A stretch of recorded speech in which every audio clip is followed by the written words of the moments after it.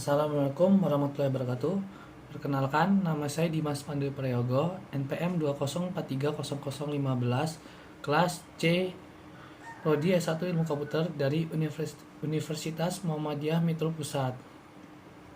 Ini adalah tugas akhir dari mata kuliah pengantar sistem digital. Di sini saya akan menyampaikan materi tentang memori dan CPU. Pendahuluan materi. Seiring dengan perkembangan zaman tentu juga dengan perkembangan teknologi yang semakin pesat.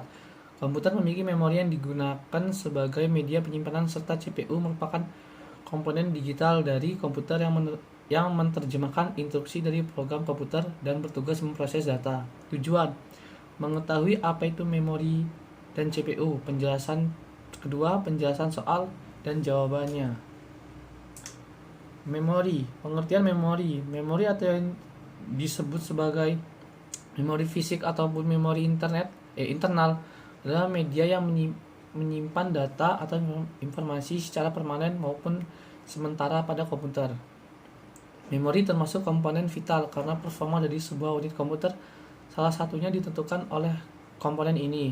Semakin besar ruang penyimpanan dan kecepatan dari memori, semakin bagus performa dari sebuah unit komputer. Memori memiliki dua sifat, yaitu volatil atau non-volatil. Memori komputer yang memiliki sifat volatil akan kehilangan konten. Ini konten disebut juga data atau informasi ketika komputer mati atau kehilangan daya. Contohnya adalah RAM. Sebaliknya, memori komputer yang bersifat non-volatil akan tetap menyimpan konten sekalipun komputer dalam keadaan mati. Contohnya ROM, hard disk, disket, dan lain-lain. Memori berdasarkan lokasi dibedakan menjadi dua. Yang pertama adalah memori internal. Memori jenis ini dapat diakses secara langsung oleh prosesor. Memori internal memiliki fungsi sebagai pengingat. Dalam hal ini, yang disimpan di dalam memori utama dapat berupa data atau program. Ini jenis memori internal. Pertama, ROM atau read-only memory. ROM adalah media penyimpanan yang bersifat permanen dan tidak memungkinkan data di dalamnya dapat dimodifikasi. Artinya, data pada ROM hanya dapat diakses dan dibaca oleh pengguna tanpa bisa dimodifikasi. Kedua adalah RAM atau random access memory. RAM digunakan untuk menyimpan data sementara yang dapat segera diakses oleh prosesor saat diperlukan. Karena bersifat sementara, maka ketika komputer dimatikan, maka data akan juga terhapus. Penyimpanan data dilakukan secara acak dan pengaksesan data oleh prosesor juga dilakukan secara acak. RAM juga berpengaruh cepat atau lambatnya suatu perangkat komputer.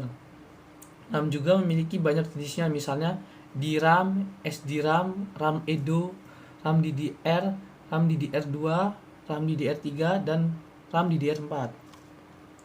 Lalu selanjutnya adalah cache memory. Cache memory merupakan memori yang berukuran kecil, bersifat sementara, dan berkecepatan tinggi. Kecepatan tinggi yang digunakan untuk menyimpan data ataupun instruksi yang sering diakses. Cache memory menjembatani aliran data di antara prosesor dengan memori utama atau RAM yang bersifat berkecepatan rendah. Harga dari memori ini juga lebih mahal daripada memori utamanya. Yang selanjutnya yang ini adalah memori eksternal.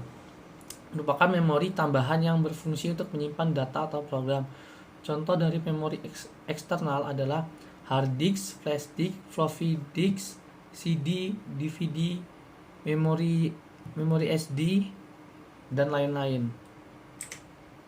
Fungsi memori itu ada 3, yaitu yang pertama, menyimpan data dari peranti masukan sampai data dikirimkan ke ALU atau Arithmetic and Logic Unit untuk diproses lebih lanjut. Kedua, menyimpan daya hasil pemrosesan ALU sebelum dikirim ke peranti keluaran. Ketiga adalah menampung instruksi ataupun program dari peranti masukan ataupun dari peranti pengingat sekunder. Contoh soal: perangkat fisik komputer apa yang mampu untuk menyimpan data baik secara permanen maupun sementara? Ya, jawabannya itu adalah memori. Lalu penjelasan mengenai CPU. Pengertian CPU. CPU atau Central Processing Unit adalah perangkat keras komputer yang memiliki tugas untuk menerima dan melaksanakan perintah dan data dari perangkat lunak.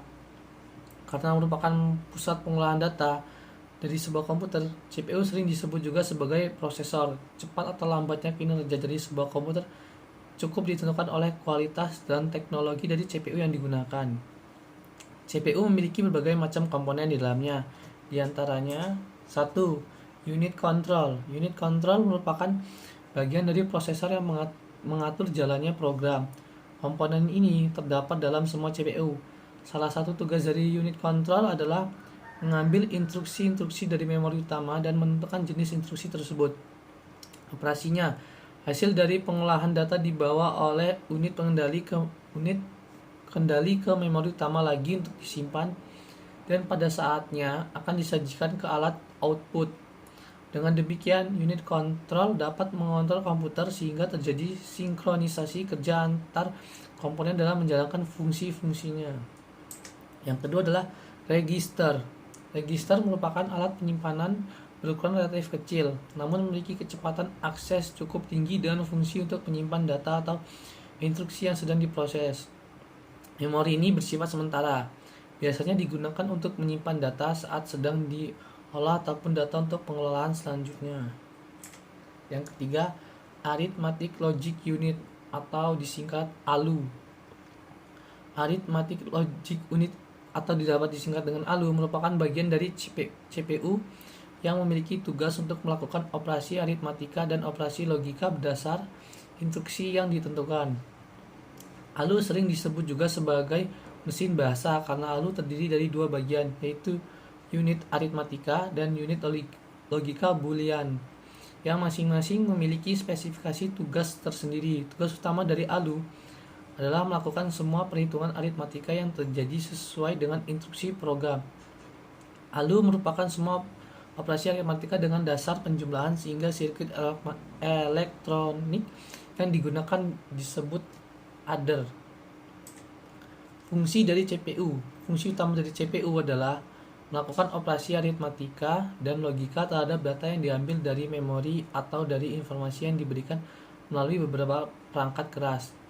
CPU hampir sama seperti kalkulator. Hanya saja CPU jauh lebih kompleks dalam melakukan pemrosesan dari instruksi-instruksi yang diberikan. Instruksi-instruksi tersebut kemudian disimpan terlebih dahulu pada RAM. Setiap instruksi akan diberi alamat unik yang disebut alamat memori. Selanjutnya, CPU dapat mengakses data-data pada RAM dengan menentukan alamat data yang dipilih. Contoh soal. Apa saja komponen-komponen di dalam CPU? Seperti yang sebelumnya, komponennya itu yang pertama adalah unit control, kedua register, ketiga adalah ALU. Sekian itu saja dari saya yang bisa saya sampaikan. Jika ada kesalahan mohon maaf. Wassalamualaikum warahmatullahi wabarakatuh.